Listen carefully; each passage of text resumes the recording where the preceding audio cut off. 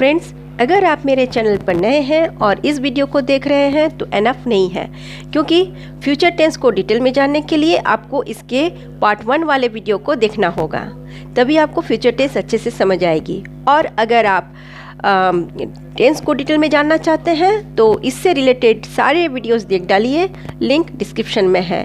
Tense आपको समझ में आ जाएगी। Anyway, now let's come to the main point. According to the thumbnail, आज मैं आपको फ्यूचर टेंस के रेस्ट पार्ट को एक्सप्लेन करूंगी। Then let's get started, but before then, as usual, I would like to introduce myself. Hello, my name is Sublakshmi Goswami and welcome to my channel Intimate Viewpoint.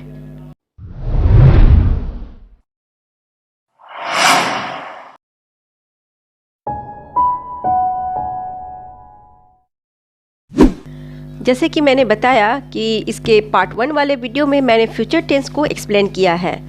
मैंने उसमें future tense के definition और उसके types में से simple future tense को explain किया है, वो भी एग्जाम्पल्स के साथ।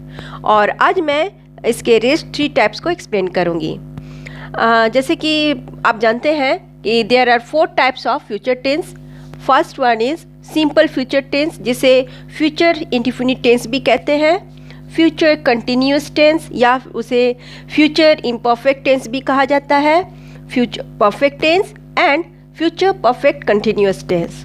तो हम लोग इसके बारे में जान चुके हैं और आज हम सबसे पहले फर्स्ट ऑफ ऑल जानेंगे फ्यूचर कंटिन्यूस टेंस के बारे में। तो फ्यूचर कंटिन्यूस टेंस के सेंटेंस को आप आइडेंटिफाई कैसे करोगे? इसे आइडेंटिफाई करना बहुत इजी है, क्योंकि ऐसे सेंटेंस में होता है शैल विल, साथ में होता है बी एंड देन वर्ब के साथ होता है ING. So the structure will be like this: subject plus shall will plus be and then plus ing. Okay. For example, he will be playing. वो खेल रहा होगा। तो ये तो थी एफर्मेटिव यानी पॉजिटिव सेंटेंस। लेकिन अगर यही सेंटेंस अगर नेगेटिव फॉर्म में हो तो, जैसे कि मैंने प्रीवियस वीडियो में भी बताया कि टेंस में जितने भी सेंटेंसेस होते हैं, सबके जितने भी फॉर्म्स होते हैं, उसके लिए सभी सेंटेंस 4 तरह के सेंटेंस होते हैं। आप प्रीवियस वीडियोस को देख लीजिए और उसके बाद आपको ये समझ में आ जाएगी। तो अगर ये सेंटेंस नेगेटिव फॉर्म में हो तो इसमें स्लाइटली चेंजेस आएंगे। जैसे सब्जेक्ट होगा, फिर शैल विल, देन होगा नॉट और बी, देन वर्ब 4 यानी कि verb with ING. For example, he will not be playing. इसी सेंटेंस को इंट्रोगेटिव फॉर्म में लीजिए, यानी क्वेश्चन फॉर्म में। जैसे तब उसका स्ट्रक्चर क्या होगा? उसमें हो जाएगा shall will plus subject plus be and then verb 4 यानी कि verb with ING, and then end में क्या होगा? एक मार्क ऑफ इंट्रोगेशन। क्योंकि क्वेश्चन फॉर्म में जितने भी सेंटेंस होते हैं उसमें एक लास्ट में क्या होता है? एक मार्क ऑफ इंट्रोगेशन यानी क्वेश्चन मार्क होता है। Then example is will he be working. अब अगर सेंटेंस इंट्रोगेटिव प्लस नेगेटिव हो, यानी कि क्वेश्चन फॉर्म में भी हो प्लस नकारात्मक भी हो, तब क्या होगा? तब उसमें स्ट्रक्चर में होगा shall will plus subject, then not, then be and plus verb 4 and last में होगा mark of interrogation. For example, will he not be walking. तो यहाँ तक ये आपका फ्यूचर कंटिन्यूअस टेंस कंप्लीट हो गया। अब हम आते हैं फ्यूचर परफेक्ट टेंस में। फ्यूचर परफेक्ट टेंस के भी 4 टाइप्स के सेंटेंस होते हैं।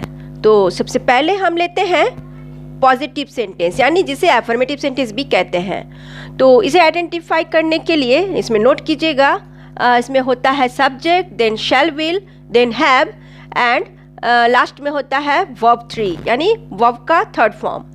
ही विल हैव वर्कड। अब इसी सेंटेंस को नेगेटिव फॉर्म में लीजिए, तो इसमें ज़्यादा चेंजेस नहीं होगा, सिर्फ शैल विल के बाद एक नॉट का यूज़ होगा।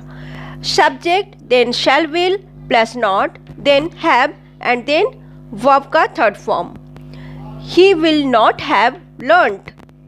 अब इस सेंटेंस को इंट्रोगेटिव फॉर्म में लीजिए, तब उसमें होगा shall will, then subject, then have plus verb का third form and then last में होगा एक मार्क ऑफ इंट्रोगेशन।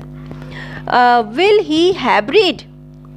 अब अगर सेंटेंस इंट्रोगेटिव भी हो और नेगेटिव भी हो तब उसका स्ट्रक्चर कैसा होगा? तब उसका स्ट्रक्चर होगा will shall then subject then not and then have and verb का थर्ड फॉर्म देन लास्ट में क्या होगा? Mark of interrogation. जैसे will he not have played. तो यहाँ तक फ्यूचर परफेक्ट टेंस कंप्लीट हो गया। अब हम आते हैं फ्यूचर परफेक्ट कंटिन्यूअस टेंस में।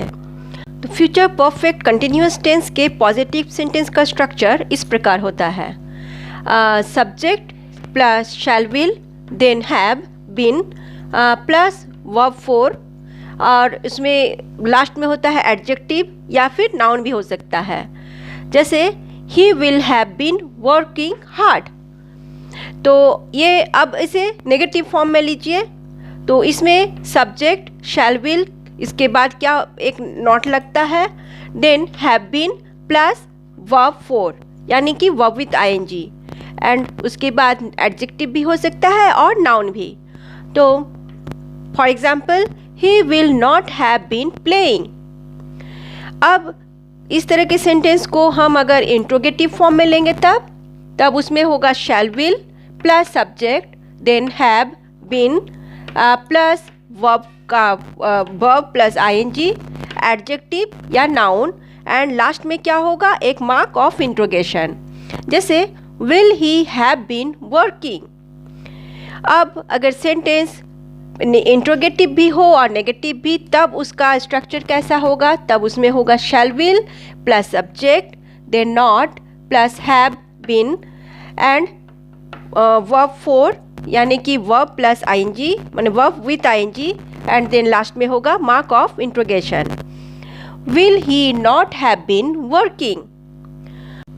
अब फ्यूचर परफेक्ट कंटिन्यूअस टेंस भी कंप्लीट हो चुका है और साथ ही टेंस का चैप्टर भी। तो अब हम मिलते हैं एक नए टॉपिक के साथ एक नए वीडियो में। Till then bye.